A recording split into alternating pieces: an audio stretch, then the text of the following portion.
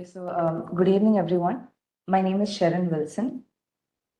I'll be taking the session for you all on the basis of UI development. Before we get into the basics, I just want to know how many of you are aware of what UI is or what all UI development is capable of doing. Could you just let me know quickly through the chats? Yes, user interface.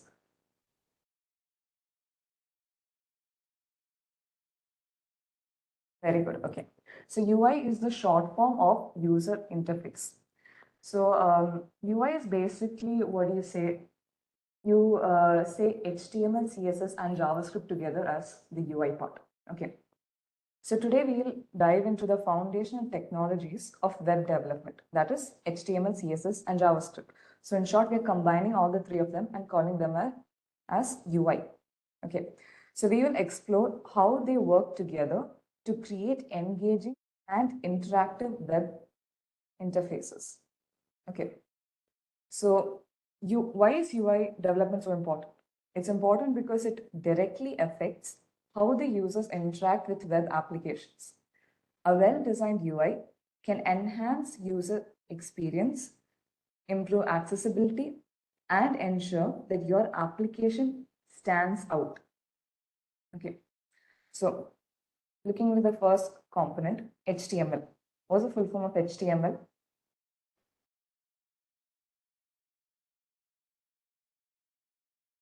Of HTML? Hypertext Markup Language. So it is the backbone of any web page. It defines the structure and content using a variety of tags and elements. CSS, that is Cascading Style Sheets. It controls the presentation and layout of the HTML elements.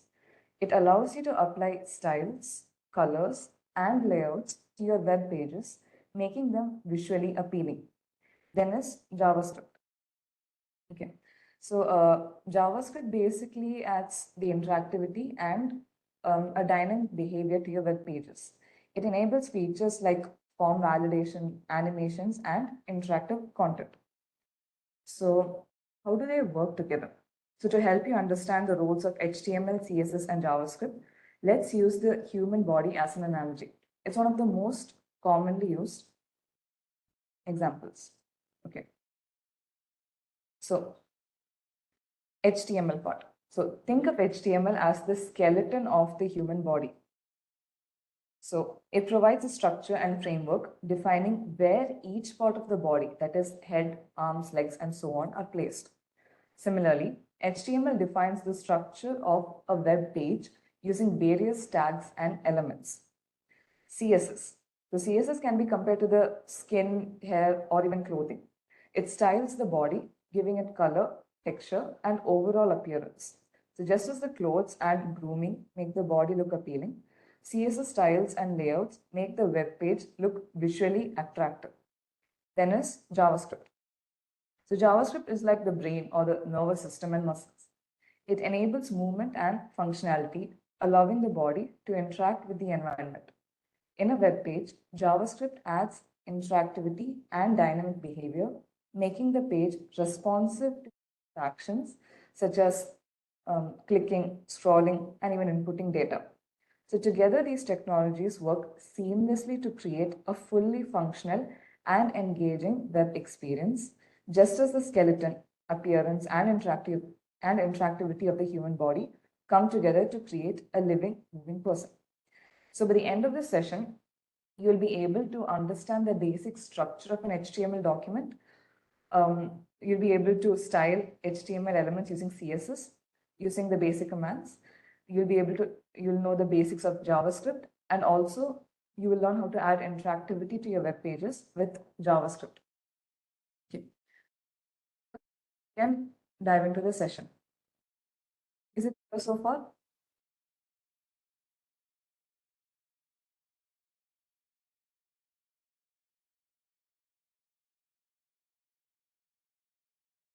So first, let's go into HTML.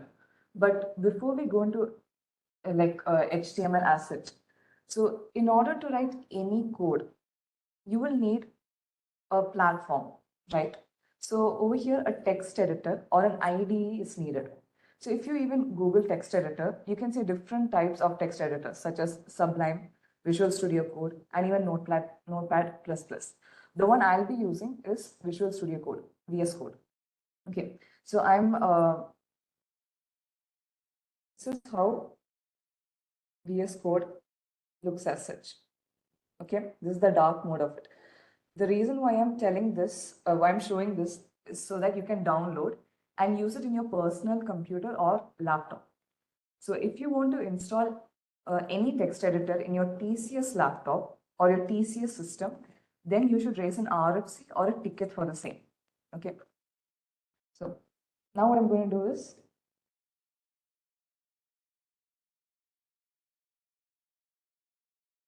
I'm going to create a folder.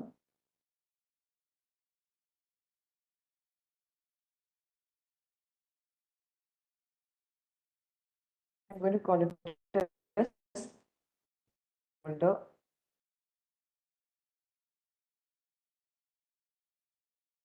Placing it here so it's easy for you all to see. Okay.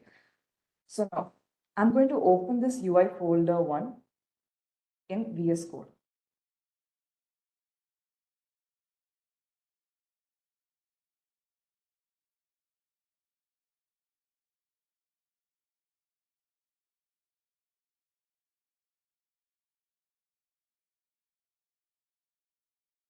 So inside this, I'm going to first create a new file called as sample.html.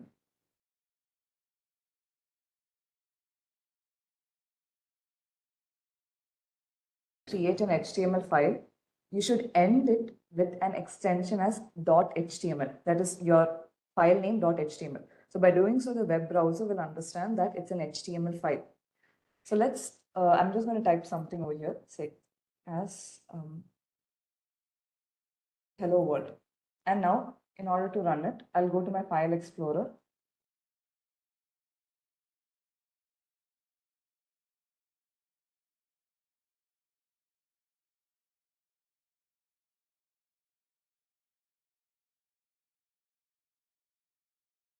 UI folder 1, I have a document called a sample.html. I'm going to double click on that and it will take me to the browser. So over here you can see the text hello world appears. Okay.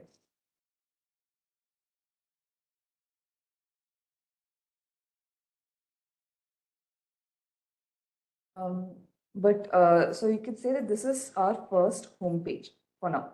So this is basically a text file which opens up in a browser and gets displayed in a web page. So of course, this is not a proper HTML syntax. So we will need to give proper syntax for our HTML documents. And to do that, we start off every HTML document with a doc tag. That is with angle bracket, exclamation mark, doc tag, and HTML. All right. So, and then what we do is after doc tag, we create our first HTML tag.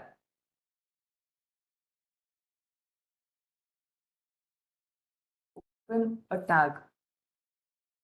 We are expected to close it also. Okay.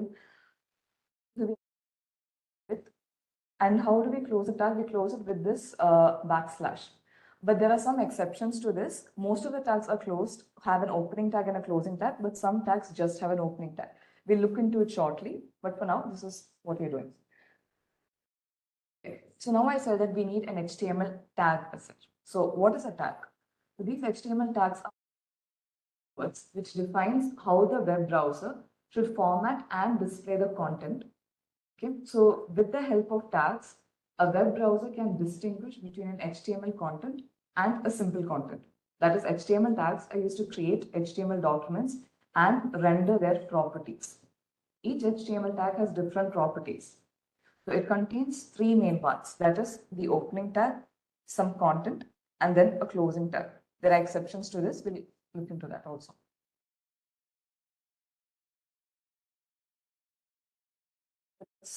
Let me just give it a search. Tell me now, am I audible?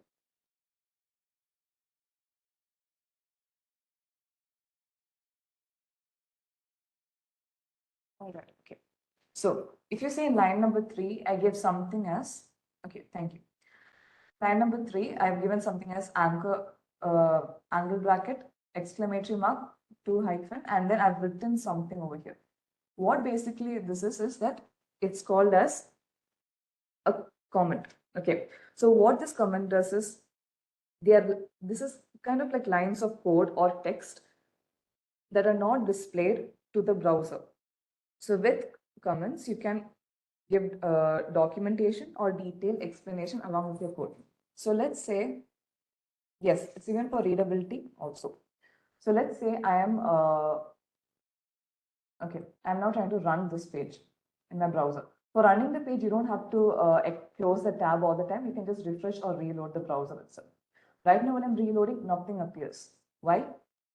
It's because right now I only have this comment tag, right? So this, whatever is given inside the comment tag will not be displayed in the browser. It's more or less for readability for the developer. Okay.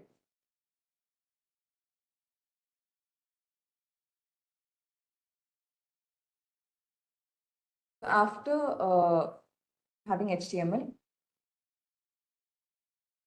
we need to include the head tag. Here. So inside the head tag is basically a container for metadata and the title. Metadata means data about data. So inside the head, we add the, tags like meta and title. So for now, I'm just going with. So title, what does this? It just gives the title of your page. It wouldn't be displayed in your browser as such, but if you look at your tab, the title of the tab would have changed.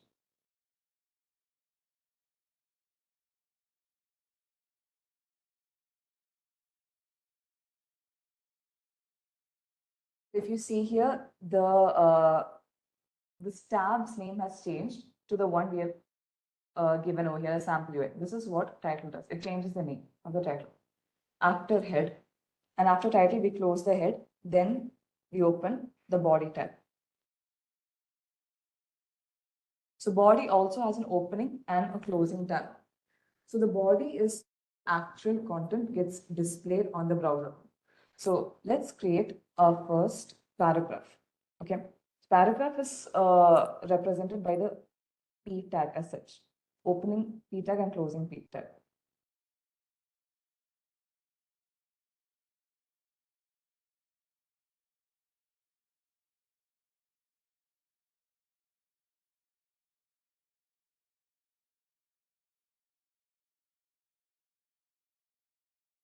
Run it, and when you run it, you can see hello world gets displayed in the browser. Okay, so in VS Code, then whatever changes you do in your IDE, you're supposed to immediately save it. I have selected an option called as auto save. That's the reason I don't have to click on controllers all the time when I type. So if you want to click on auto save, you go to file and there's an option here called auto save.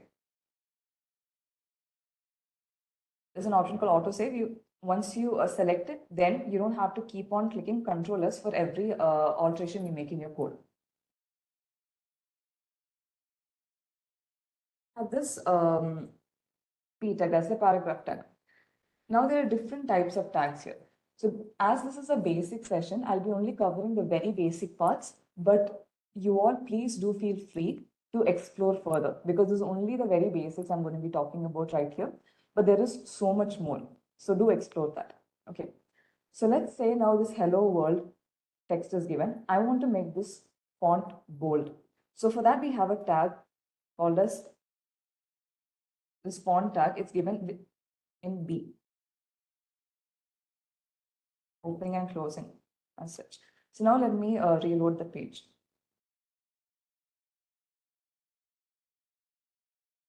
We don't have to, 1 second. We don't have to install anything additional to for VS Code as such. I mean, if you're asking regarding RFC, probably no, it's just VS Code only. You might need some extensions that if you, along with the RFC, when you raise, you'll be able to get it.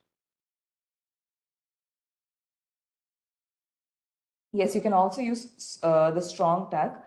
It's an alternate. Yeah, instead of B, if you want, you can use a strong tag. That's not an issue. Okay. After bold, let's say I want it now in italics. Tag as I.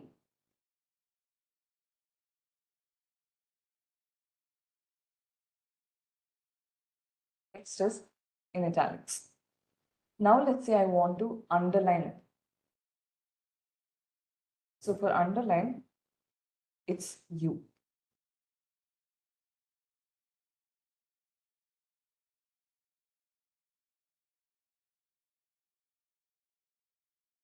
Now you can see this text is underlined. Okay. Now,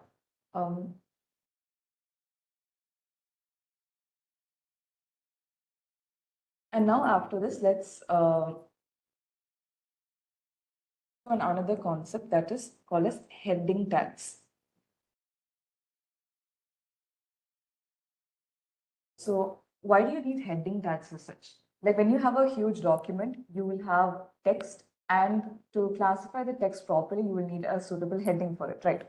So HTML provides 6 different types of heading tags ranging from H1 to H6, H1 being the largest or the biggest, and H6 being the smallest. Okay, so I'll show you with an example.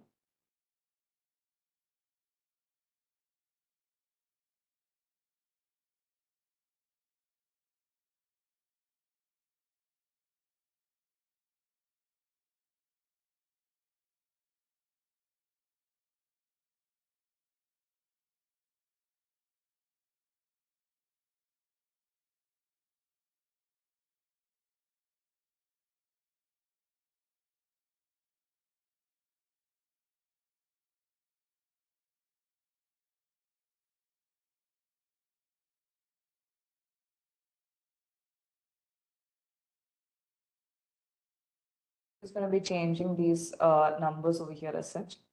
The content internally is the same.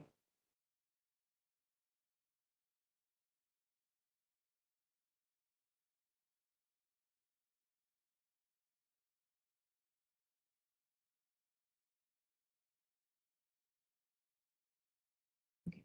Now let's run it in the browser. Okay.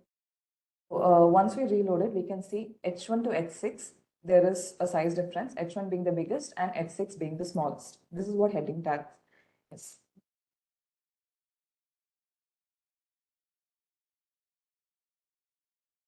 So far we saw the tags which had content. So now let's look at tags which do not have content. So these are called empty elements. Okay. So for example, we have this heading over here, hello world. Let's say I want to add a horizontal line to it to make it look even better. So here you've seen it. This one horizontal line going across the page. So this is given by HR. HR means horizontal rule. There's another tag called as BR, which means line break. It's given as such BR. What BR does is it breaks the line of code. It takes the code to the next line. How to run this code? Okay. When you create a folder and you have your HTML file, double click on your HTML file, which is present inside your file explorer. So it will take you automatically to the browser and then you'll be able to run it from there. Okay. Next is the image tag. So let's say you want to add an image. So for that, you have a tag specifically called as img. Okay. And this tag is used for displaying image on the web page. So HTML image tag is an empty tag that contains only attributes. So closing tags are not used for the image element. So what are attributes? Attributes basically are like extra features which appear inside the opening tag and provides extra information about the element. So image has few attributes such as src, alt. Okay. I want the image of a flower. So, I'm going to search over here.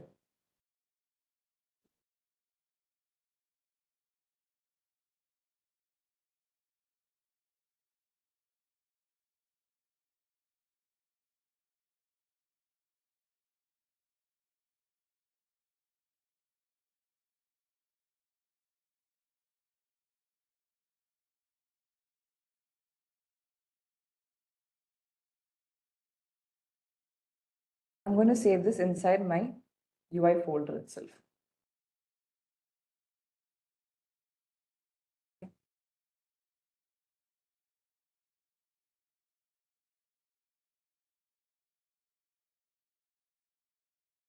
So now if you look over here in this UI folder, flowers 11, that's the name of the flowers with its extensions .jpg has come. Okay. So now what we can do is we can link this flowers image to this tag image. Okay. So how do we do that? We put it inside source. So what is source? It's a necessary attribute which describes the source or path of the image. And over here is another attribute called as alt. Okay. So it basically defines an alternative text for the image if it cannot be displayed. So I'm giving the description as this is a flower. This is a flower. Okay. Let's say suppose I did not even include this. And now I'm trying to run the page. So you're seeing something like this coming on the screen and a message. This is the image of a flower. Why? Because the flower image has not come on the screen. So now let's properly link the image. So now when you look at it, the image of a flower has appeared on our browser. But because it's too big, we can modify its width and height here itself. It's usually advised to and recommended to modify height and width using CSS, but I'll just show how you can do it here also. Okay, so height and width are two attributes which can be used for this image tag.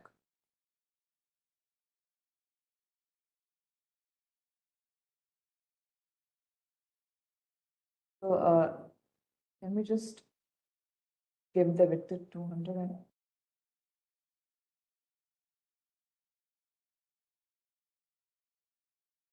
how you get an image inside your web page. Okay. So, let's say you have multiple pictures or multiple images in your in your application, and at the same time you have multiple HTML, CSS, JavaScript files also. So if you have all of them together in just your parent folder, it's going to be very cluttered. So it's usually advised to store all your images into a single folder. So I'm going to create a folder for that. Call it images, and I'm going to put this flowers image inside that folder. So now let me run and see if this works.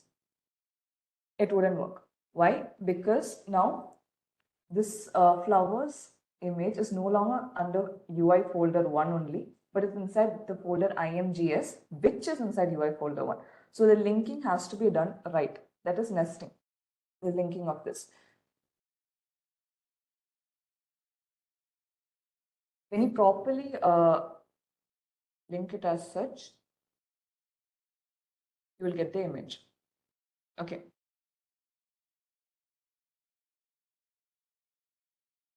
So now let's say you want to navigate to another page or navigate to a different part within the same document.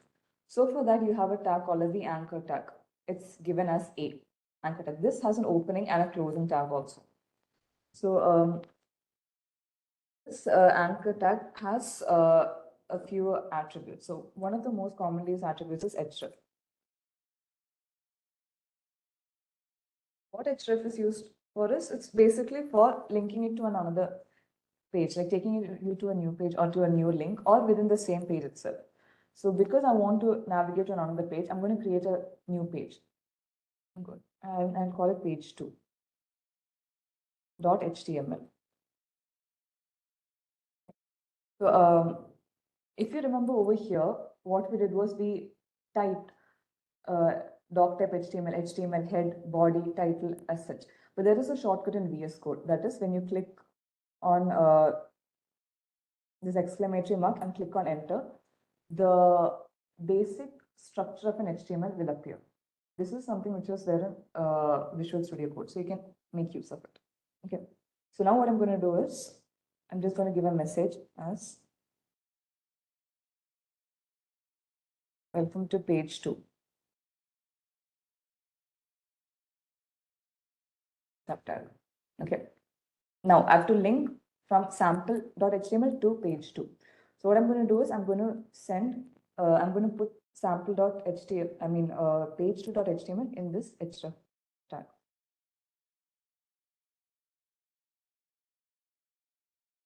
Now, because it's a link, there has to be something on which you click to navigate to. So you need a text within.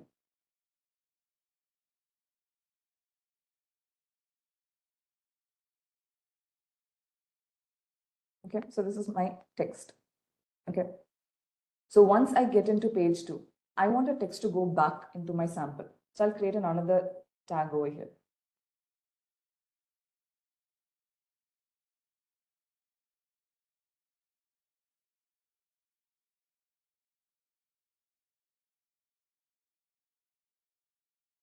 Okay. So now let's run the page and see. Okay. So now if you see, this link has appeared in the bottom in this part, that is it has appeared beside the flower image.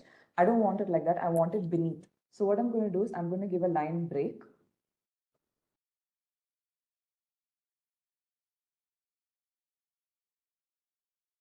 I'll give 2 line breaks. Okay. So I've given 2 line breaks. So now the link has appeared beneath the image. So when I go to click on page, that link, it takes me to the new page, that is page 2. Welcome to page 2. And now if I want to go back to sample, that's our home page, click on go back, and it navigates back to this home page of us.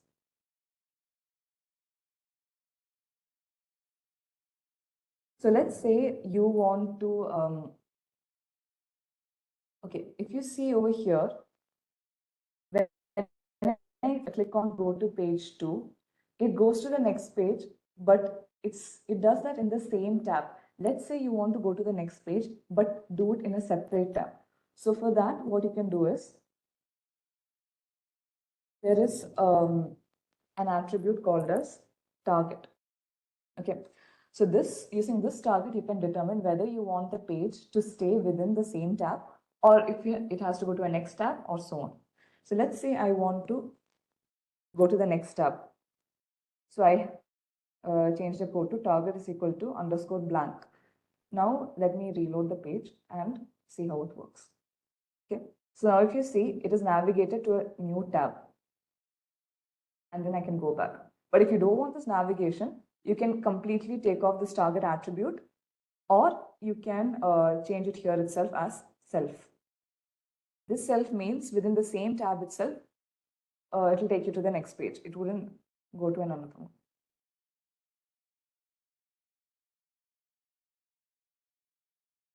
So, okay, so this is what it is. Let me just create another paragraph tag here, which will be useful. So,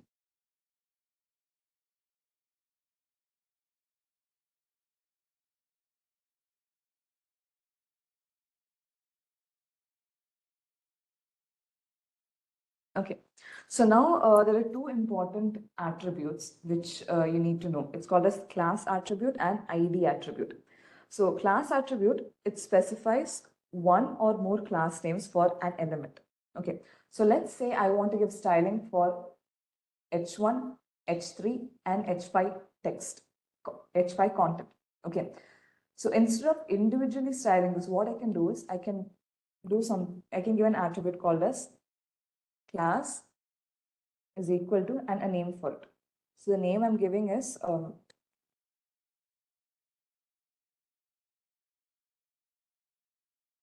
heading style.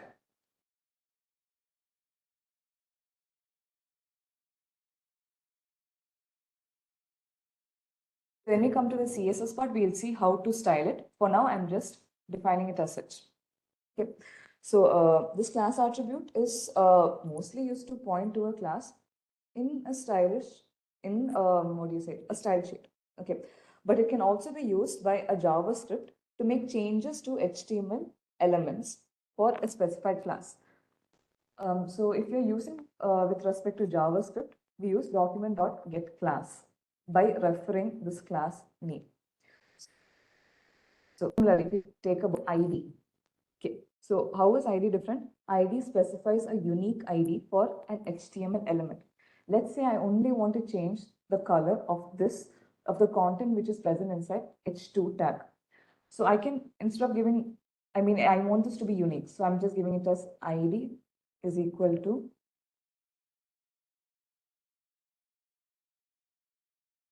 heading ID. Okay. So when we are looking into a CSS part, we'll style this. For now, is so far clear?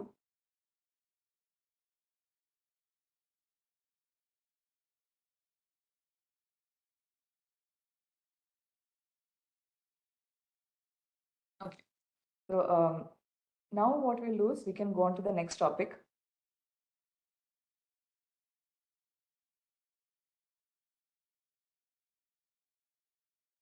That is lists.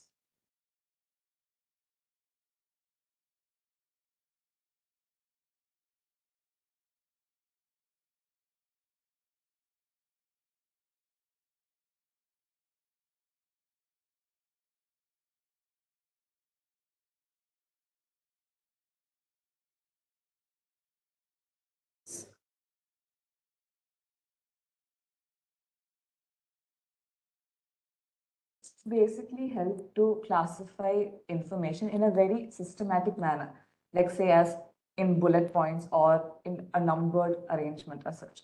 Okay, so there is how you can do listing in HTML. One is ordered list, unordered list, and description list. Ordered list and unordered list are the most commonly used ones. Description list is not that commonly used unless a requirement appears for it. So we'll be discussing ordered and unordered list.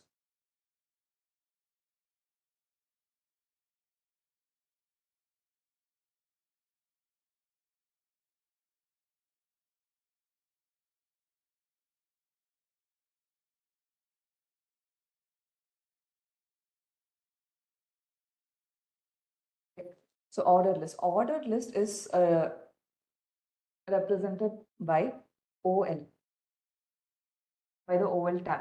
It has an opening and a closing braces also. So here, each list item starts with LI tag and an LI closing tag.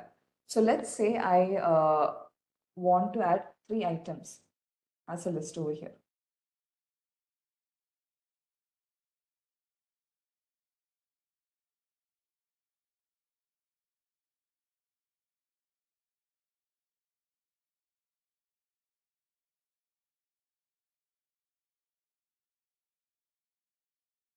Now let me refresh and run. Okay, so here you can see in ordered list, it's in a numeric, it's given in a numeric manner. That is 1, 2, 3. If you want, you can even change this into Roman numerals or even alphabets also. So if you want to change here in this OL, you just have to specify as OL type. OL type is equal to, let's say I want it in capital letter, in uppercase alphabets. That's the case. You can get it as uppercase alphabets. If you want it in terms of lowercase, you just have to type in small a, and then you get the bullets as small, in small letters.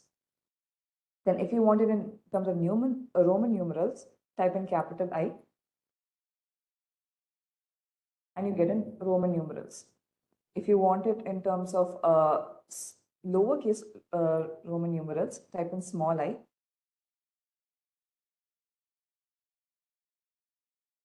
and you get it in terms of smaller Roman numerals. Okay.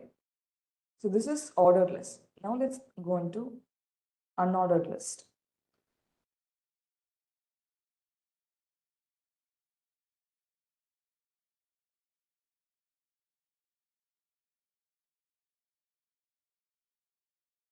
The unordered list is represented by the UL tag. Okay. So similarly, like OL, each of the list will be enclosed within opening li and closing li. So I'm going to be using the same Rose, Daisy, and Lily, which we used over here as a list. Okay, so now let's run this. So the difference between ordered and unordered is ordered gives in terms of numeric values. Unordered gives in terms of bullets. As in, like this is the default bullet, that is black circles. You can customize these bullets however you want. That can be done with CSS. But I'll just show you how you can put that CSS within your HTML tag itself. Okay. So for that, you need to do it as such. You need whatever CSS code you have and you're adding it inside your alongside your HTML tag, you have to put it inside style.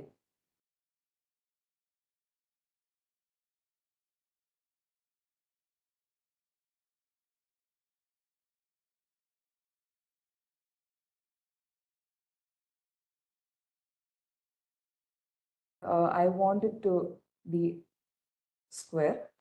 So I'm choosing square. Now when I refresh it, I can see that my bullets have turned into squares. Okay. You can play around this and see how these lists also work. So if you notice here, we use a CSS piece of code within this HTML tag. This is known as itself. And CSS. We'll talk about there are 3 ways how you can give this code within an HTML page. This is one way how you give CSS. That is a CSS piece of code alongside the HTML tag. That's called as inline CSS. There are 2 more ways, internal and external CSS, that we look into it soon. Change the size of bullets, yes, you can do it. You can do it using CSS itself by changing the size. That's possible. And, so next, let's go into another topic called as tables.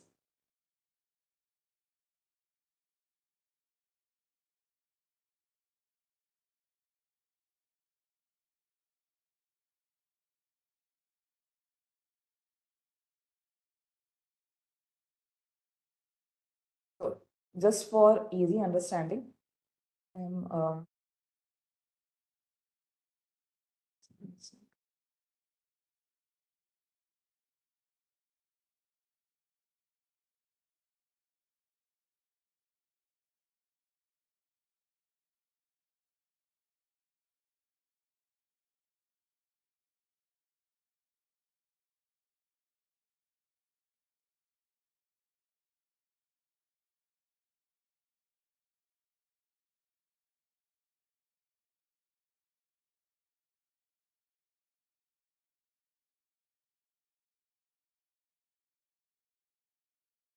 So I've given a pictorial to understand. Okay. So what is a table basically? It's a combination of rows and columns. What are rows? Rows is what goes in the horizontal manner. Columns is the vertical one. Okay. So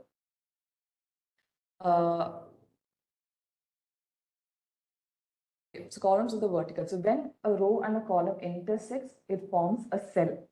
So that's why I've given this in green color over here. So all of these individually are cells because it is formed by the intersection of a row and a column. Okay. So when we're creating a table in HTML, a table is formed row-wise. Okay. So if I create a table, I first have to create a row. I have to give a table tag. After that, I should create a row. So once I create this row, I have to enter elements inside each row. And then after all the elements are filled or entered, only then I can go into the next row. So it goes in a row by row manner. Okay. So for a table, these are the commonly used tags. That is For creating a table, it's table. For table row, tr. For table header, th. For table data, td. So table row is basically the one which you've seen horizontally. Table is for creating a table. Then what is table data? Table data is basically each individual cell, the intersection of a row and a column. That's what is a cell. So that is what is given as TD. So what is the TH? Table header. Table, when you have created table and you want to enter details, you will most probably be seeing some headings to the table, say like serial number, name, age, place, date of birth, and so on. So those subheadings of the table is what is called as a table header. So for that separately, we'll be giving it in TH because that will be a bit more bold compared to the other TD elements we enter. Okay, so that's how we're. So for table, we are going to create the table tag.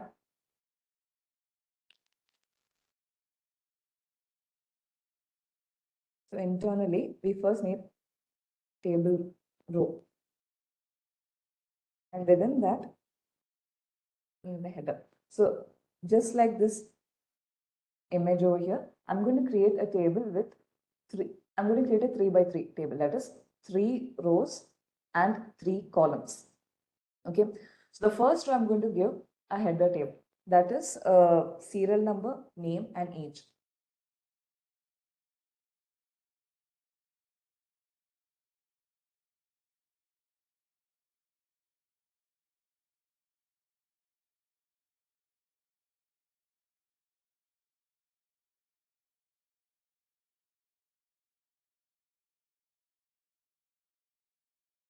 Okay.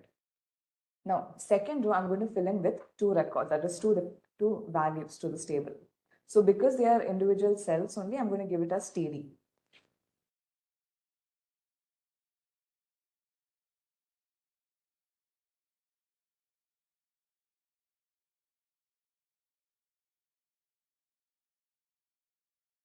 Now let's just see how it has appeared in our browser. Okay, so I'm going to add in another record to this. I'm just going to copy this one and change the values internally.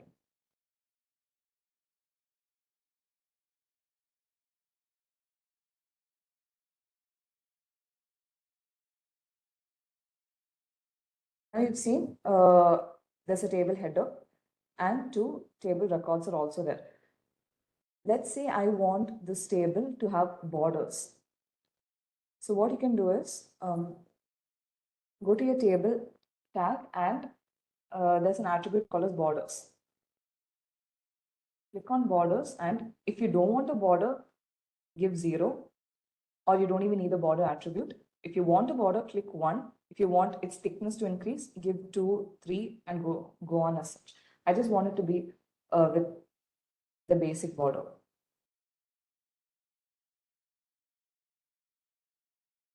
How my table has formed.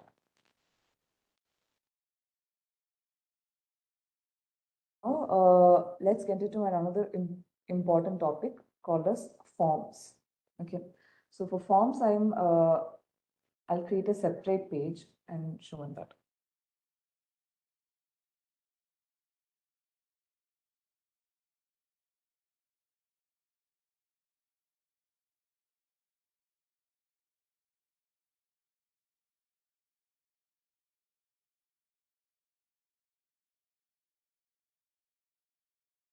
So from my home page, that is from the sample.html, I want to navigate to forms.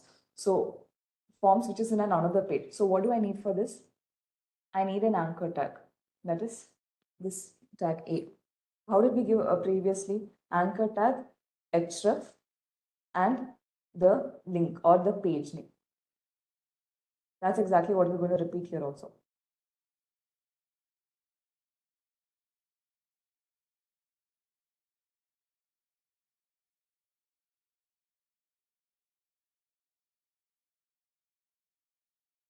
And once I get into forms, I want to be able to go back if needed, back to my home page. That is Yes, to the homepage, that is sample.html. So for that also, I'm going to be using Anchor.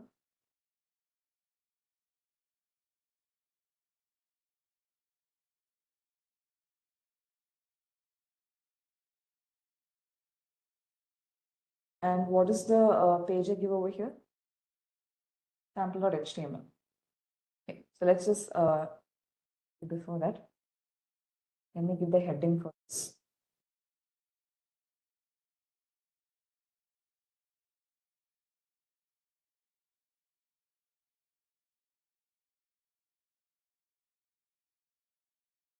Let's just view how this looks like. Okay. Going to form, takes me to a new page, form, and I'm able to go back. Okay.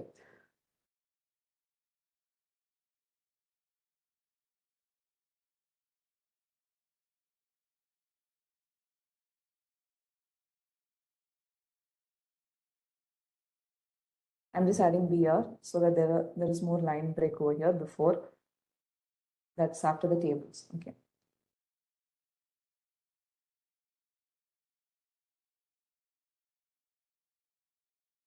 Okay, so now we're going to create a form. So what is a form basically? So it's when you go into any web page and all, what is a form to? It basically takes in information which you give, that is the user input you give, stores it in a database and sends it to the backend, right? And then if any manipulations or any storage or retrieval, anything is here, that's all handled by the database. But form basically does is it takes in the information you give it. Okay. So, so that's what we're going to do over here also.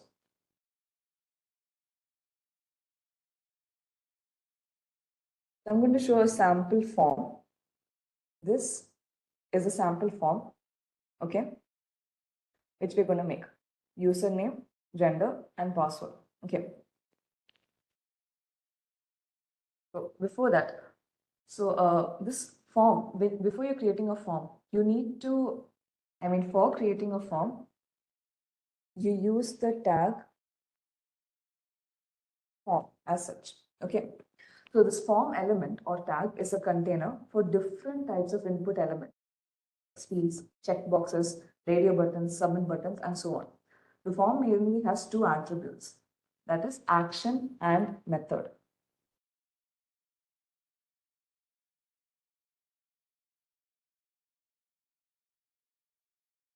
So what this action does is it defines the action to be performed when the form is submitted. Okay, so if you're connecting this with a PHP backend, you can have a file name .php, or if it's with the JS backend, that's JavaScript backend, you can have file name .javascript. That's all possible. Okay, but for now, I'm just going to be linking this to an HTML page. That is, if I click on submit, this form is supposed to take me to another HTML page saying welcome. Okay, that's what I need. So for that, I'm going to create another page. This I'm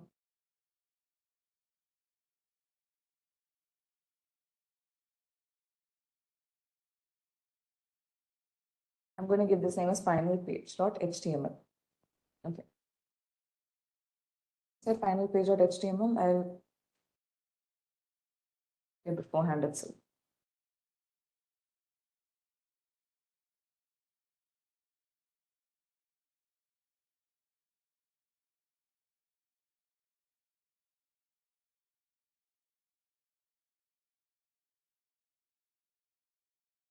And I'll also add a link to go to our home page.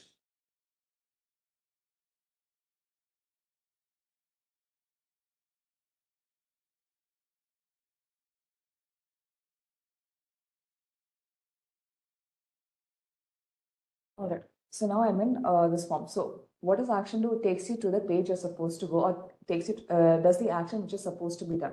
So here, what do I need to do after hitting on submit? I need to go to the page called as final page.html. So that's the name I'm going to give here. Final page.html. And then you see there's another attribute called as method. What does method do? Method specifies the HTTP HR tag. HR tag is basically used for creating a horizontal line in the web page. It's called horizontal rule. If you see this line over here, which goes across the page, this is what is done by using HR. So, okay. So method, what does method do? It's an attribute and it specifies the HTTP method to be used when submitting the form data. That is, use get or post. Okay. So get method and post method are two types of HTTP method. There are many HTTP methods, but you'll be using either get or post commonly for this. Okay. So we're going to start with get, and I'll show you the difference between get and post on submitting the form. So it'll be easier to understand at that point. Okay. So let's say I use the method get. Then I want to create a form which looks like this. So if you see, this looks more or less like a table. So what I need to do is I need to create a table, have, you can say any number of rows, but I want it to have two columns. Why? This is one column and this is another column. Okay. So I need two columns. The first column will contain the name or gender or password as a text. Second column will have the input type. That is what the user enters into the form. Okay. So that's what is going to happen. So for that, I'm going to first create a table.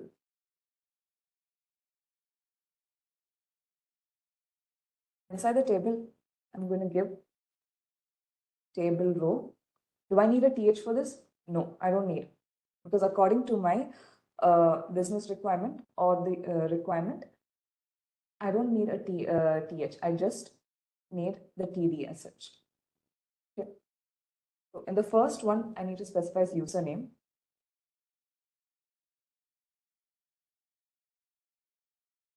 Second cell, I need to give the, what do I need to give?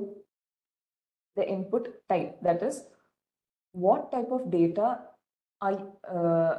is the form expecting from the user? That is what is called as input. So input has the type over here. You see, for adding input, you have the tag. I mean, there's the tag or the element as input, the attribute as type. And if you see type, there are different types over here as it. Date, date time, email, mail, month, number, password. But username is of type text. So I'm going to be selecting text. Okay. And for now, I'm going to be adding an ID to this also. Okay. ID, why? Because if I need to style or if I need to use JavaScript to access this username, I can just access it by using the value or the name you give inside ID. So for JavaScript, how do you access it? By using document dot get by element ID. Okay. User ID.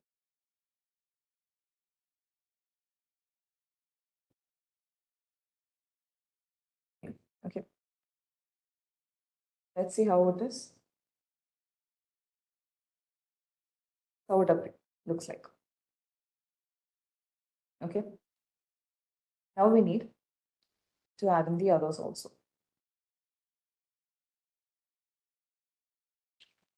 So for that, the table row,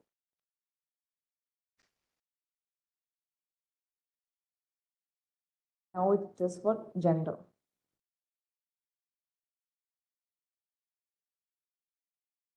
Notice over here, for gender, and you have multiple options, but you only have to select one of those multiple options.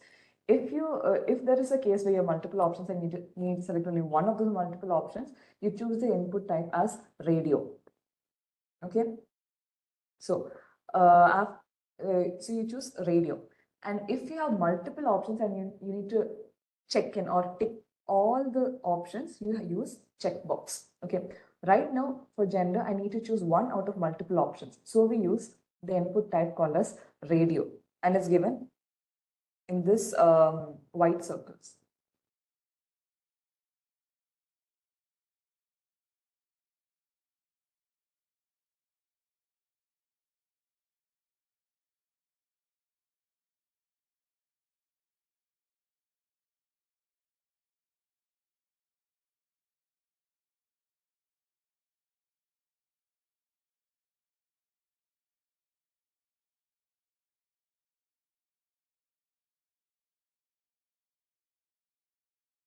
All right, so it's here now. Now, if you notice, if you see over here for this row, you have gender and male. But if you see in the next row, you don't have any element, or you don't have any uh, text or anything as such. It's blank for female, and after that comes female, then blank, and then others. So similarly, we're going to do over here also create a new row, and the first cell has to be blank. So I'm just giving an empty TD. After that,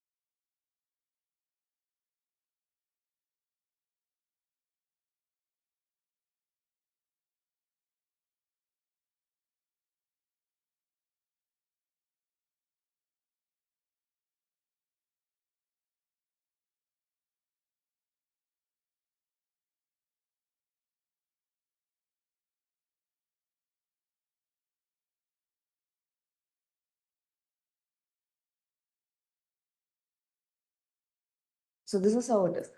But now if you see, can you enter the name? Yes, you can enter text. But if you see in the case of gender, I'm only supposed to select one, but I'm able to select everything. So what we do here is, here you use an attribute called as name and give the same name for all the radio types. Okay.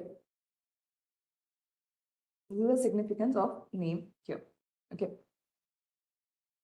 I'm going to give a similar name for everything.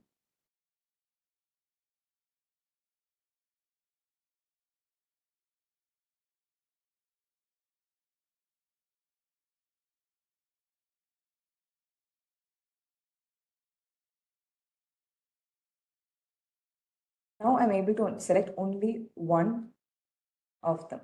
Okay. Next, what do we need? We need a password.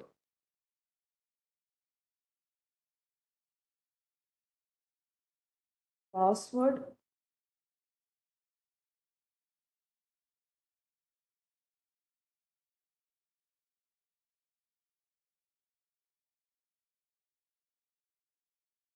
For password, we want it to appear not in a text format or number format, but in, what do you say, in a format in which no one can see what we type in. So in either asterisks or in small circles, black circles like this. So for that, we have a separate input type called as password itself. So that's what we're going to be using.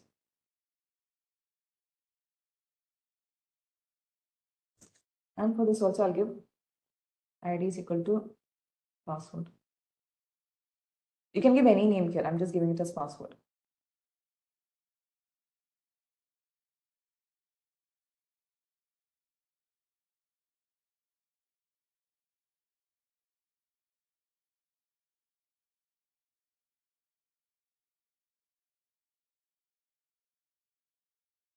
Okay. What happened here was the TD was not included.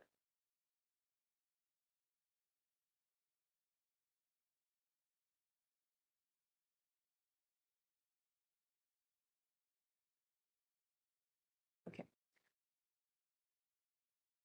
Now we have done so far, and we only need the submit button now.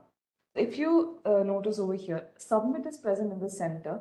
So what I'm going to be doing is, what you need to do is, you can merge these two columns over here only for the last row.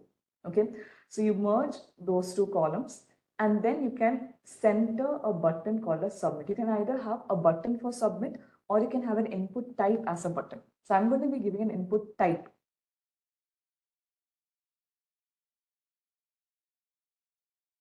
Creating a new row, and I'm going to merge two of the columns, right? Just for the last row. So for that, you have TD,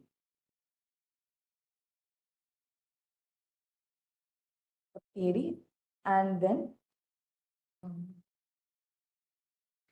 for merging, there is an attribute called as call span, that is merging two columns. If you want to merge two rows, it's called as row span. Okay, so how many columns do I want to merge? Two. So given as call span is equal to 2. And once I merge it, I need whatever is there to be present in the center. So I'm giving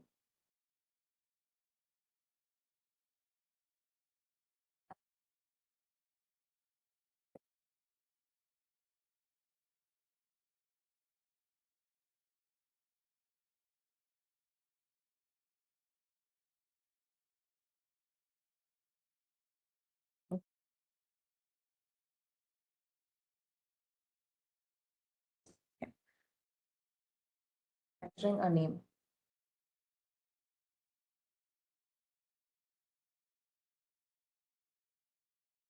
I click on submit. It takes me to the page and another page. That is the page which we linked it to. Welcome to final page.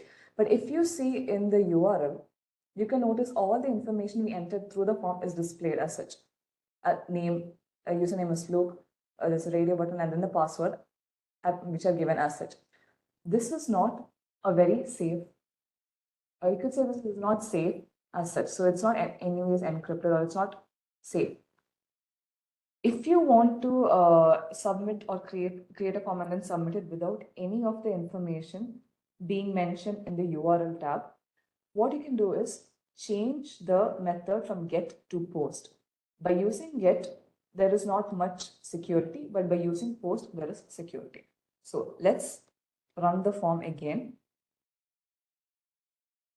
after using post. Okay.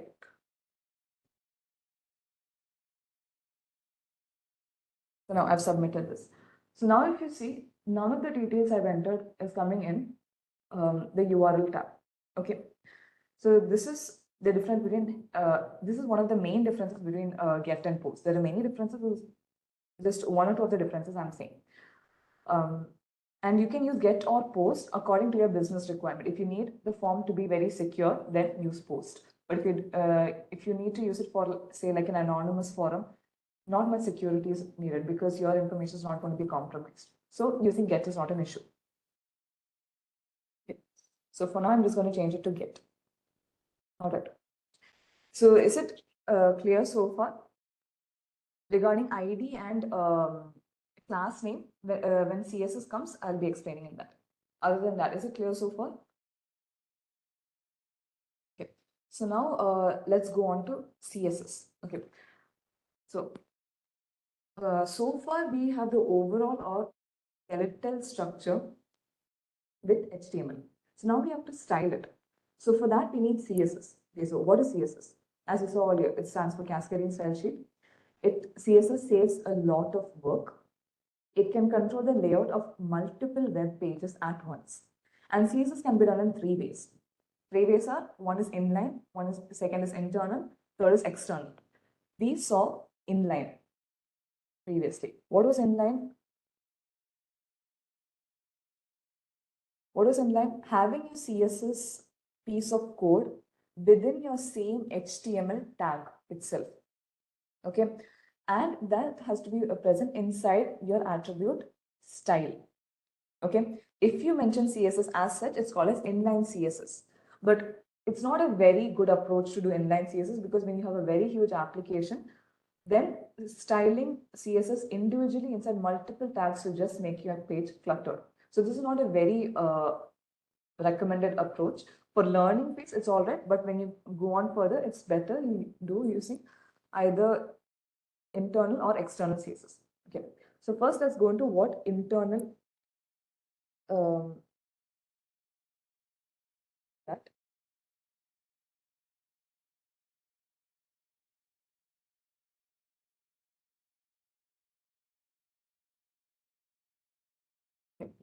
So we discussed through all of this. And for HTML also, there are many different tags. Please do, for HTML, CSS, and JavaScript, I'm telling again and again, please don't rely on this alone. This is just the very basics. Okay.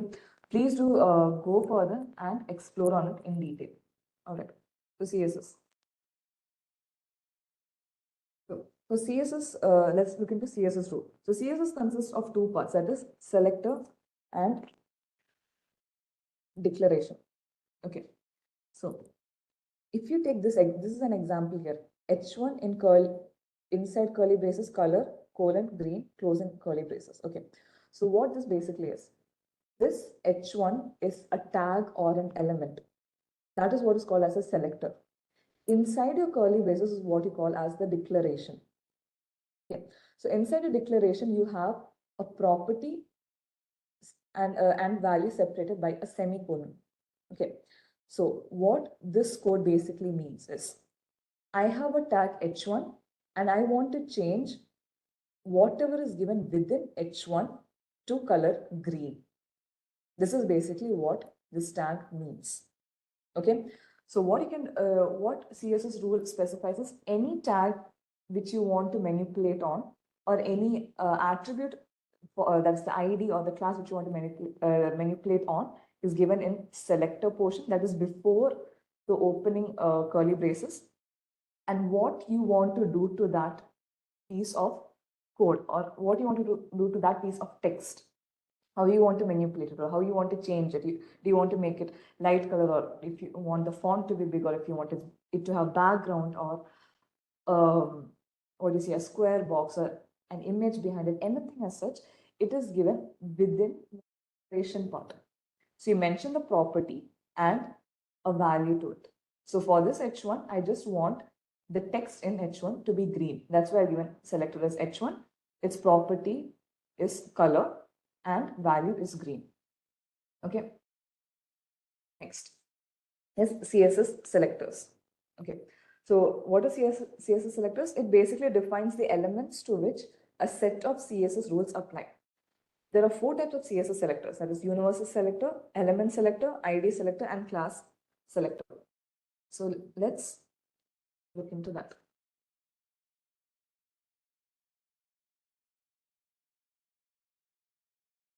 I'll be quickly going through this due to time constraints. Okay.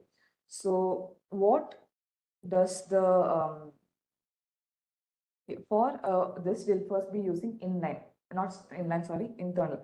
Internal CSS means you have to enclose it inside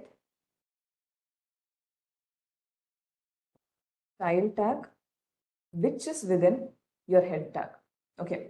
So first is what? The universal one, that universal selector. Universal selector is given as is represented using asterisks. Okay. So for this universal selector, what I want to do is, I want to change the color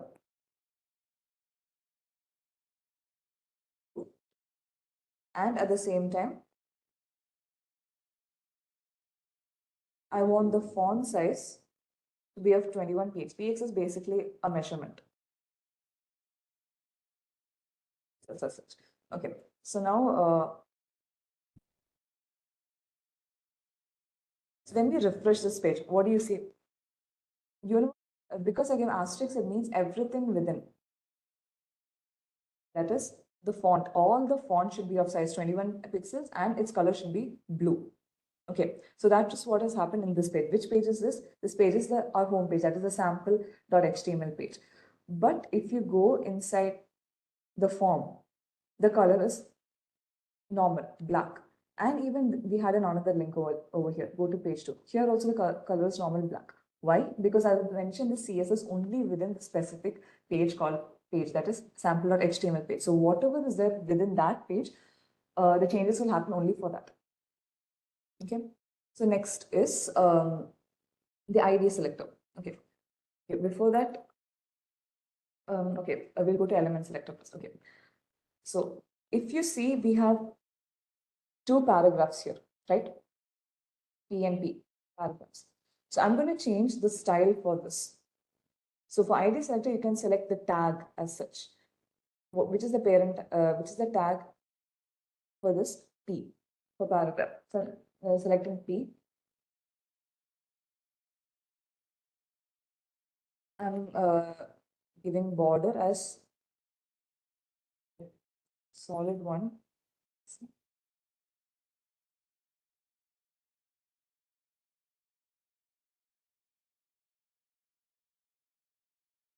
Now, if you see, both the paragraph tags have a border with the same color, that is gray, and with 1 pixel, and it's solid. Okay. Next is class selector. Okay. Or okay, well, let's go to ID selector. Here we already have an ID. Okay. So if I want to give a styling only to this ID, I just have to copy this ID name, and ID selectors are given with hash name and then curly braces. Okay. So for ID, I want to change this background color. Background color to say red. Okay. So this background color has changed to red alone. Next one is class selector. So class selector is what the class tag, a class attribute you have for H1, H3, and H5. Okay. I want to create this as a class selector. For ID, it's hash, but for class, it is a dot. Okay. So dot heading style, then curly braces. I'm going to change, what do you say? Just, okay, I'm going to change the background color for this also. Color to stick aqua.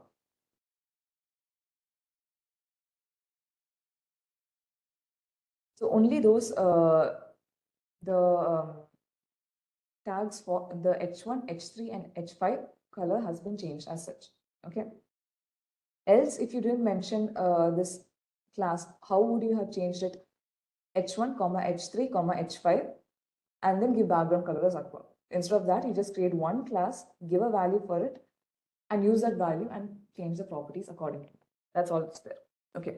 So this is inline CSS. I mean, internal CSS. External CSS means an external style sheet is used to define the style for many HTML pages. So to use an external style sheet, you should add a link to it in the head section. Okay.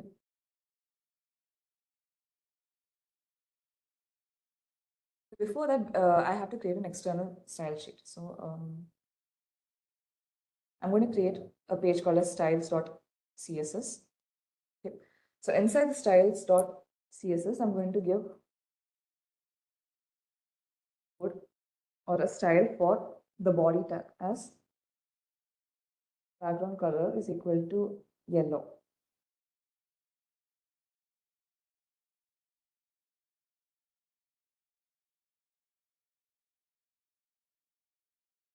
Now, I have to link this CSS file to my sample.html. So for that, I'm going to be using link tag, and link tag has two attributes here, rel, and inside that we'll be giving the style sheet.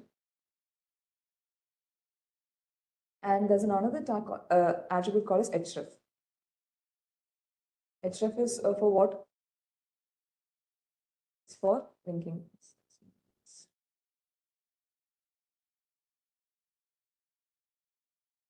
So now if you see, the overall background of this page has changed to yellow. Okay. So this is the basics of CSS. Is it clear so far?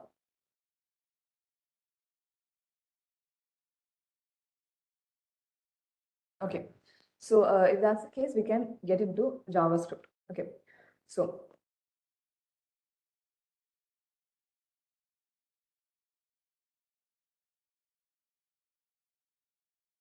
says all of this now, JavaScript.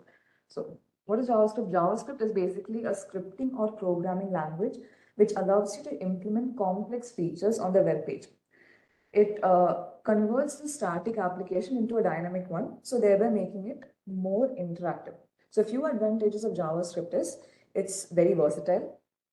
Its ease of use is there, reusability, and also it has extended functionality. Okay, for example, let's take this.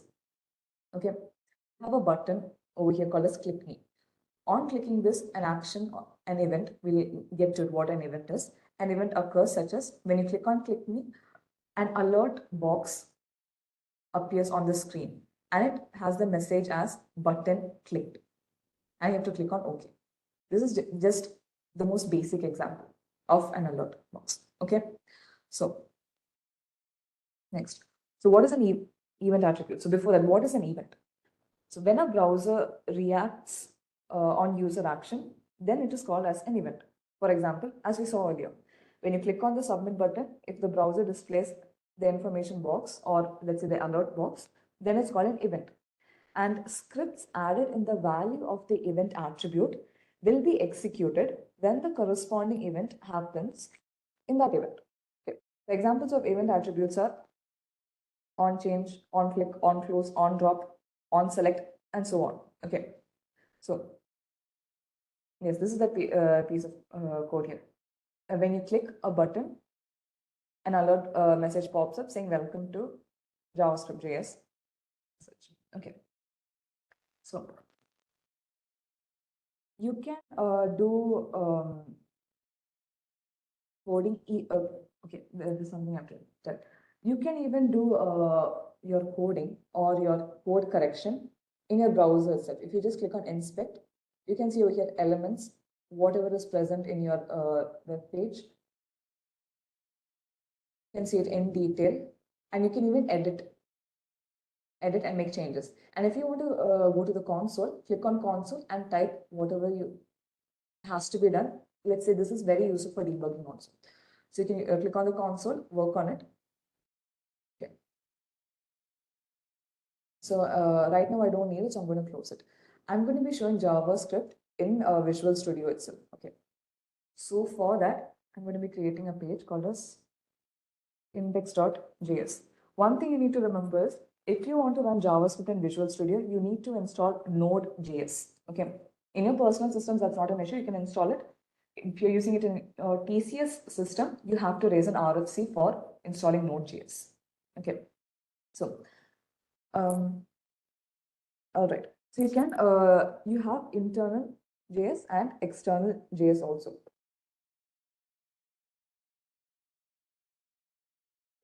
So first, what is internal JavaScript? So internal is if you want to place a JavaScript code within the same file you're working on, then you should place the code in open and close script tags.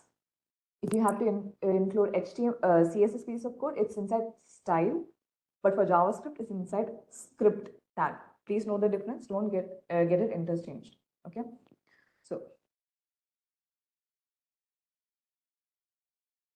So before we go into doing separately in index.js, I'll mention this here itself. So inside my head tag,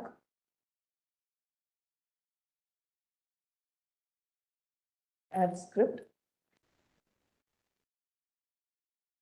I have a piece of code called as document.write.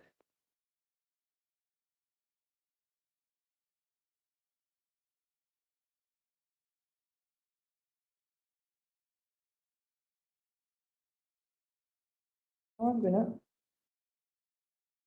run this piece of code. When I run it, the code comes right on the top. Okay. Another way is you create an external JavaScript page. Okay. So for that, I'll create another one over here.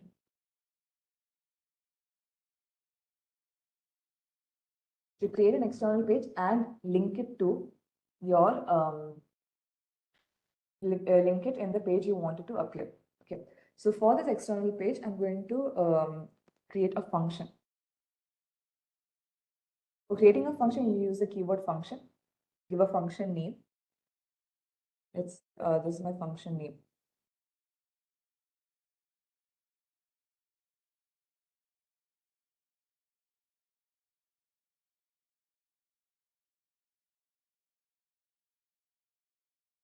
So this is what's supposed to do. An alert has to appear with the message hi.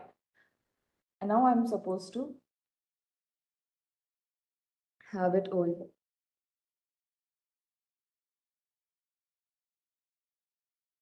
I have my script tag, and inside script I will be using the attribute src source. Why?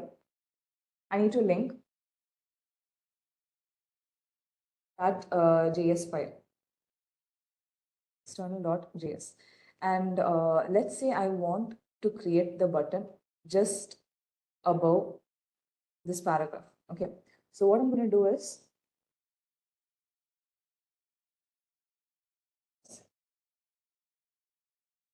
on click. Why? Because I need a button, and on clicking, it's supposed to invoke the method say hi, and the text which has to be present inside the button is called as click.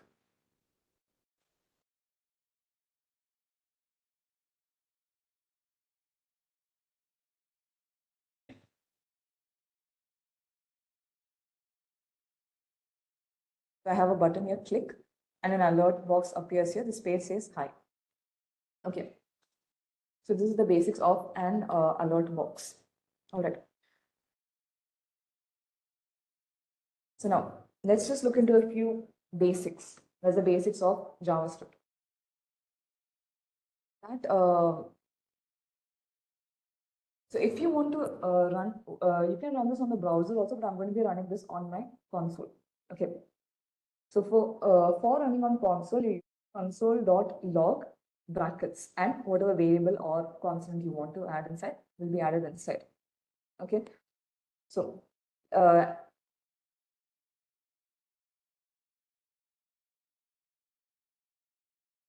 what is this? This is a comment. Okay. Comment has the same use even over here also.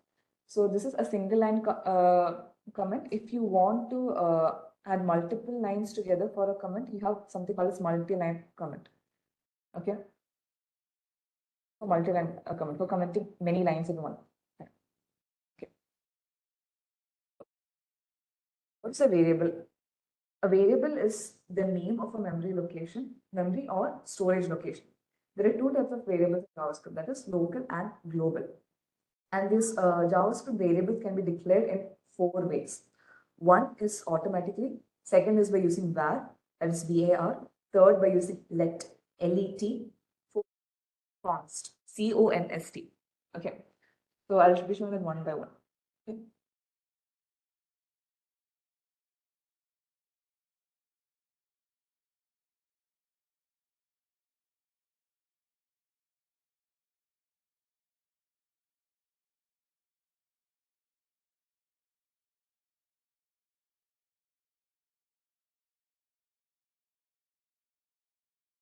Now, I'm going to be doing this console based. So for that, I'm going to open a new terminal. And inside this terminal, I have to check if my folder path is correct. Inside desktop, inside UI folder 1, I have index.js. That's correct. So if I have to run a JavaScript file, what I'm supposed to do is I'm supposed to type in node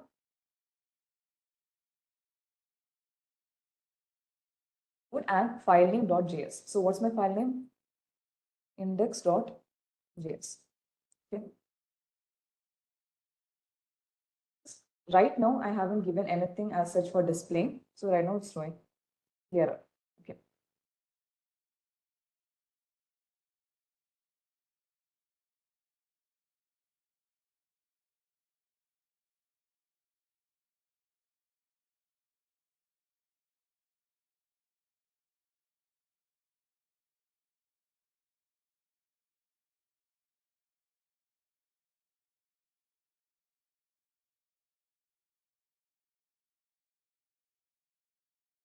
So now, when I type index.js, it's giving me the answers 5. Why? 4 plus 1 is equal to 5.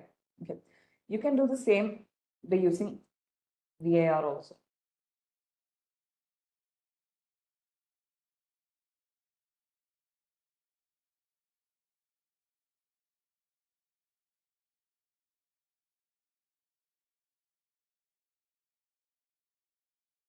Only thing I'm going to add is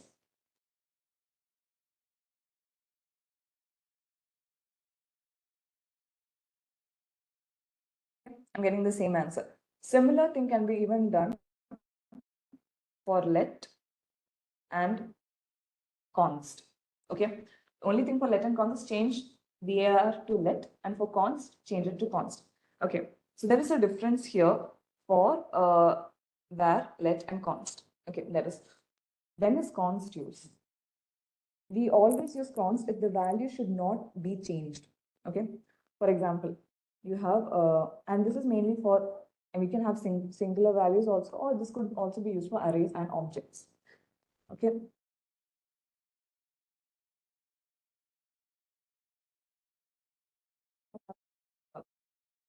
A, I'm giving it as const, A is equal to 10. Now I'm assigning A as 7.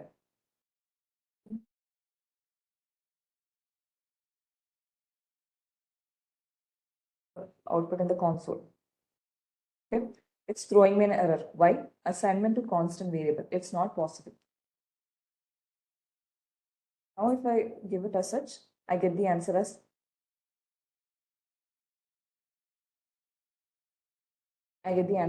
10. Okay. So now in the case for let, variable paired with let cannot be redeclared. So I'll give an example. If I give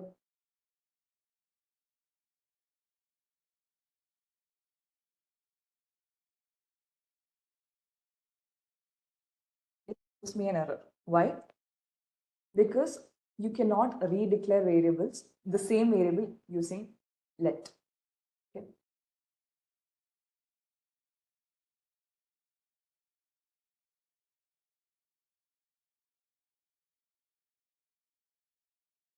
Not be able to execute this code. Let's say I comment one line.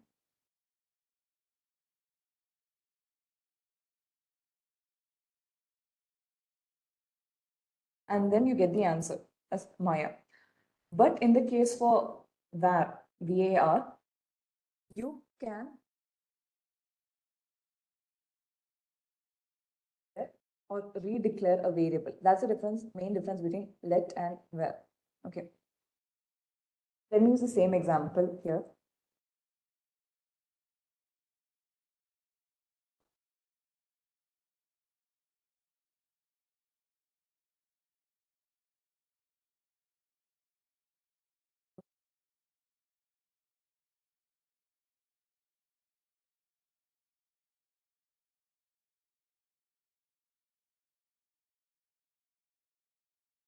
Now, when I try to run it, I'm getting the answer as 0. Why? Initially, the value stored was Maya, then it got overwritten by the next value, that is 0. Okay, it's possible to redeclare, but at the same time, the latest value will only be taken into consideration. Okay, that's the difference. So this is all about variables, then operators. Okay, so what are operators as such? Operators are symbols that are used to perform operation on operands. So what is an operand? Let's say you have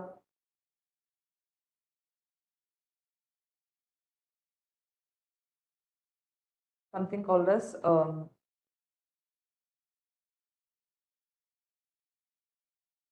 plus B is equal to C. I mean, let me just give numbers. Okay. So 1 and 2 will be considered as the operand, and plus is an operator. Okay. Don't get that interchange. Okay. So there are different types of operators. Okay. That is arithmetic operators are comparison operator, bitwise, logical, and assignment. Okay, so arithmetic operator, we've seen it over here, that is having plus. And arithmetic operators, there are different types. That is plus, minus, into, division, mod. Okay, it's very similar, just the answer will vary according to the operation. Then the comparison operator. So before that, let's go. All right, comparison. So what does a comparison operator do? It's used for comparing two operands. So you have equal to, that is double equals, you have triple equals. not equal to, greater than, less than, greater than, equal to, less than, equal to. Okay. For example,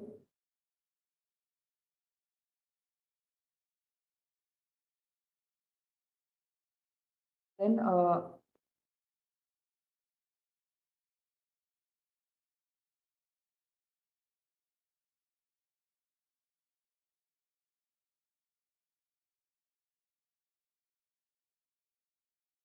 so now when I'm running here, it's false. Why? Here it's given as A is greater than B. It's not correct. It's wrong. So that's why the answer is coming as false. It'll either come as true or either come as false. That's what the comparison operator is. If I change it less than or equal to, why? 10 is less than 20. Okay. So this is a comparison operator. Then comes what do you say? Logical operators. Logical operators, there are three logical operators. That is logical and, logical or logical not. So it compares two different sets of conditions, uses the logical and or. Okay, wait, I'll just show it here.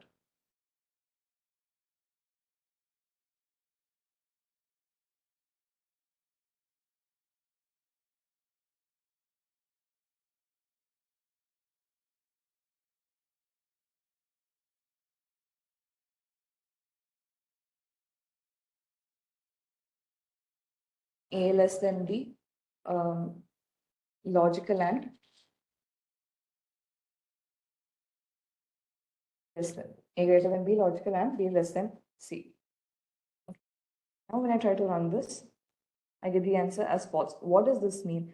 Check this condition and this condition. But first, check for logical and if all the conditions are true or if all the conditions are correct, only then you get the answer as true or 1.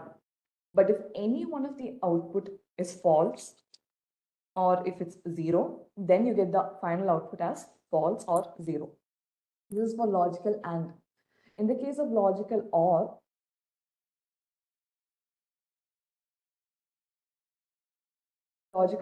it checks all the conditions. If any one is true, if any one of them is true, then it considers everything as true or correct. That is 1.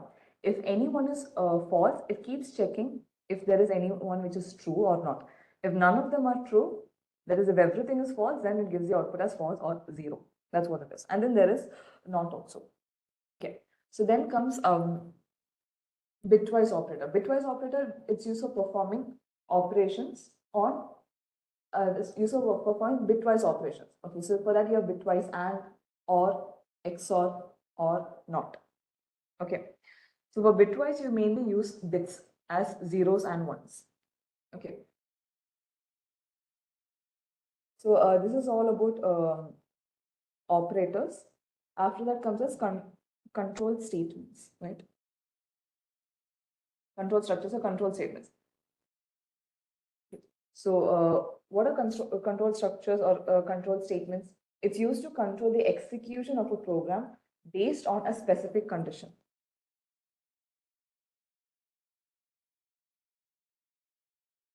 Okay, for example, you have if else,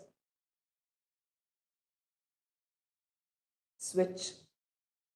Okay, so I'll give a basic example over here.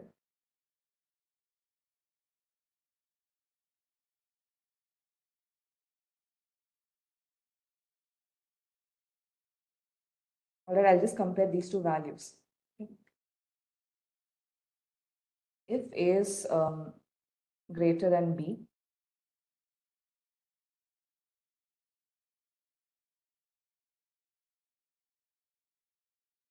console dot log. Logically, if you look at it, how is it? A is greater than B? No, it's false. So I'm giving as false.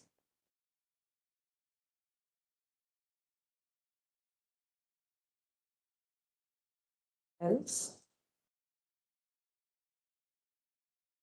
console.log.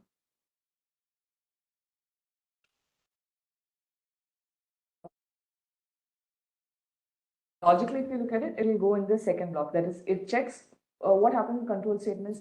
If you have your if or if else block, first checks the condition. If the condition is true, then executes the block which is there within your curly braces. If it's not true, goes into the else block and then executes whatever is present inside that else block. Okay. So this is what if else is. Switch is also similar. The only thing is, rather than using multiple if cases, you have a switch case instead. Okay. Next topic is functions. Okay, so functions we've already seen here, right? This is like the most a simple function. So what is a function? A function is a block of code designed to perform a particular task. So it's executed after it is invoked or called. Okay, so this is just a simple function. How do you define a function? You have a function, a keyword called as function, name, and whatever should be present inside a function. And if this function is not returning any value, if your function has to return a value, you need to have the keyword return and the variable or the constant which has to be returned and access it in your HTML page. Okay, so that's what a function is. Next is arrays. Okay. So what are arrays?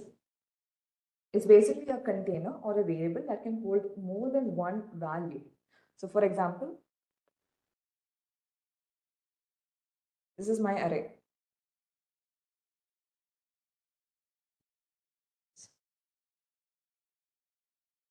Okay.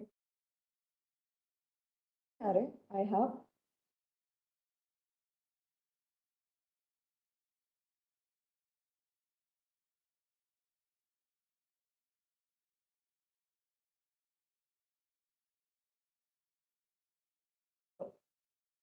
there is something called as indexing here in arrays. Okay, I'm sure you must have heard of it. What indexing is? This is position 1, position 2, position 3. But if you're saying in terms of index, for arrays, always index starts from 0. So the first element is given, considered as 0 index. Then it goes as index 1, index 2. Okay, so if I have to access any of these elements in an array, I can access using the index. Okay, so let's say I want the first element in the array. So if I want the first element in the array, how am I supposed to get in the type it in the console? Type to get in the console.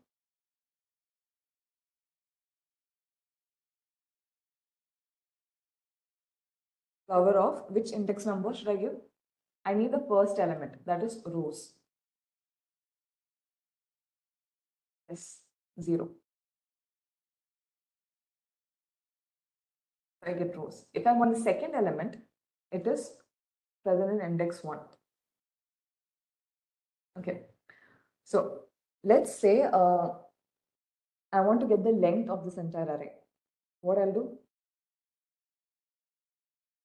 Console.log.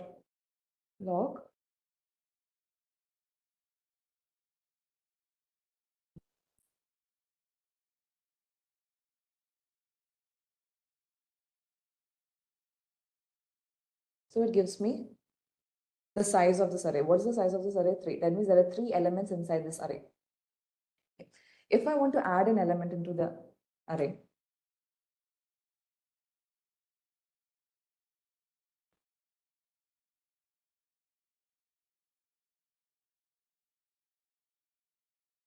I can just give it like this. Power dot push, the array name dot push and the element name. Let's say now I want to display the array.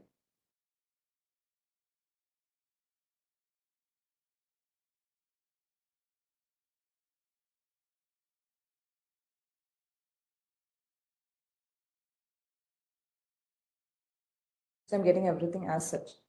So after pushing Jasmine into this array, I'm getting it, the final array as Rose, Lily, Marigold, Jasmine. Okay. So very basics of JavaScript. There is so much more. Please do look into it. Okay. Because of time constraints, I can't go in detail. That's why I'm just covering the very basics. Okay. Call us DOM. Okay. What is DOM? Document Object Model.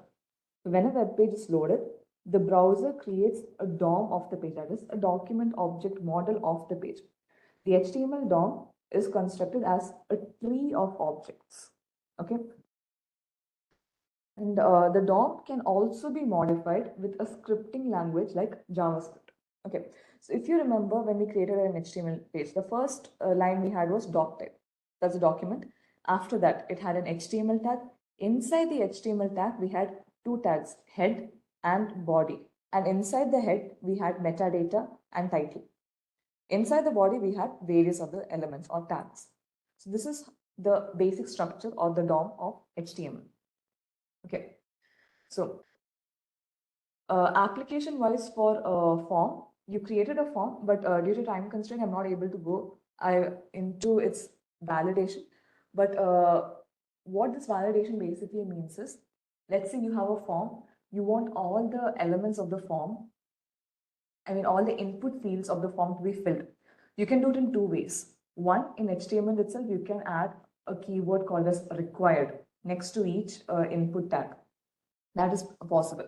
Else, if you want to do JavaScript validation, you can add JavaScript text in it. Okay, so this is basically similar to what we did only. We in this form, we have a user ID.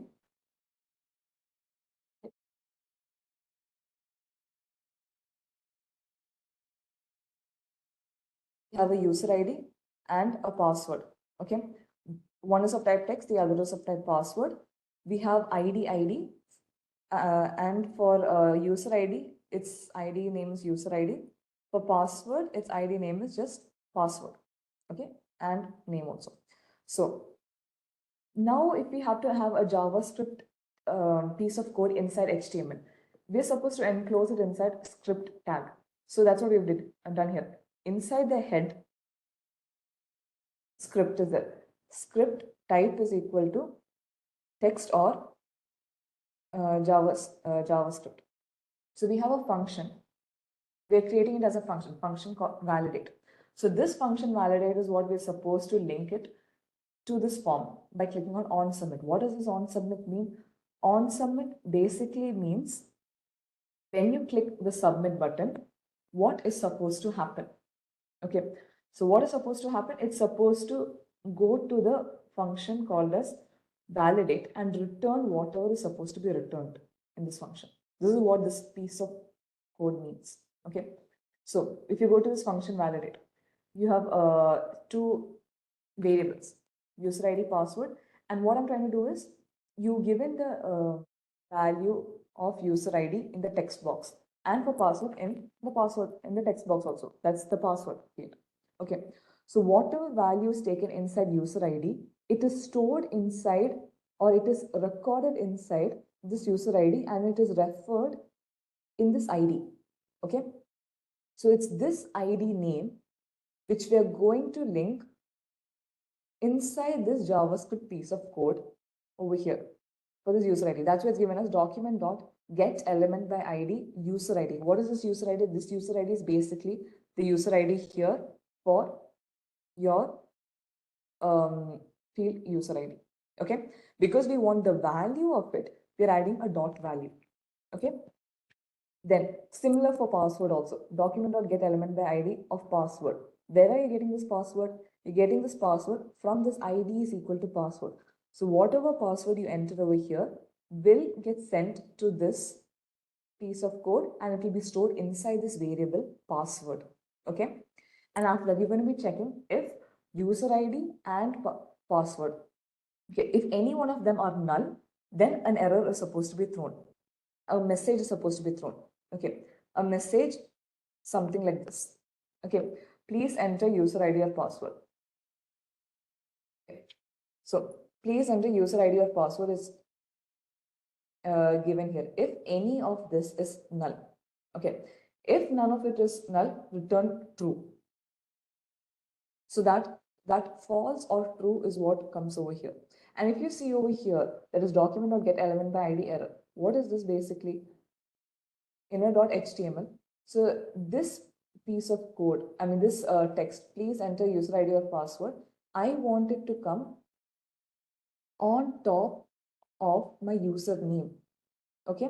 So because I want it to come on top of username, I'm going to just have it appear over here. So I have a tag span. I'm giving it an attribute ID is equal to value as error. And that error is what I am tagging over here. I'm getting it over here as get element by ID of error. Okay, I'm not taking the value of this error by any means. That's why I don't have to include a dot value. But if you see over here, you're taking the value of this field. That's why you're having you get element by ID of user ID dot value. Here, I'm not taking the value. I'm just entering this line into my HTML file. That's why it is given as get element by ID of error dot inner HTML. This is basically the difference. Okay. So this is the very basics of HTML, CSS, and JavaScript. Please do explore further. It's a very fun topic, and don't stick with the basics. Go exploring into even the intermediate and advanced portions also. But in order to know web development, you should have a basic knowledge, or at least a really good knowledge on these three technologies. Okay. So thank you. Where and let. Okay. Where basically means var and let are both used for defining, for declaring the variables. Let, you cannot use the same value repeatedly, and that's you cannot reassign the value repeatedly. Okay, it cannot be redeclared. But for var, you can redeclare it again, and var it can be used even for older versions of JavaScript. Okay.